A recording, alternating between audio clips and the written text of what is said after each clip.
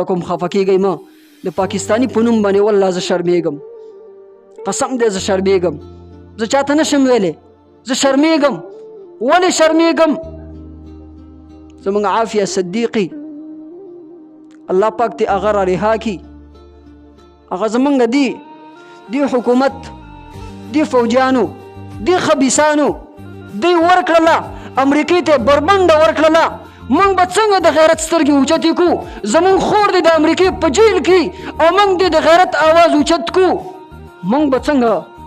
به څنګه سترګې اوچتې وګرځو قسم دی موږ شرمنده یو موږ والله په امتحان کې راګیر یو هسې نه د قیامت په ورځ باندې ای قومه الله رب العالمین ته عافیه صدیق آواز وکړي الله وایي زه کفارو ته ورکړی ما رب ذوالجلاله زه د کیوبا په جیل کې وما الله زه د باګرام په جیل کې وما رب ذوالجلاله دې قوم په ما باندې غیرت نه و کړی هسې نه د قیامت په ورځ باندې د هغې مظلومې لاسونه او زمونږ ګریوانونه الله رب العالمین هسې نه په قهر شي او موږ جهنم کندې ته ونه غورځئ ای قومه د دې فکر خو وکئ که نه فکر خو وکئ که نه لږ خو الله رب العالمین ته وجاړئ که نه تهجدو کې خو لږ نوم واخلئ که نه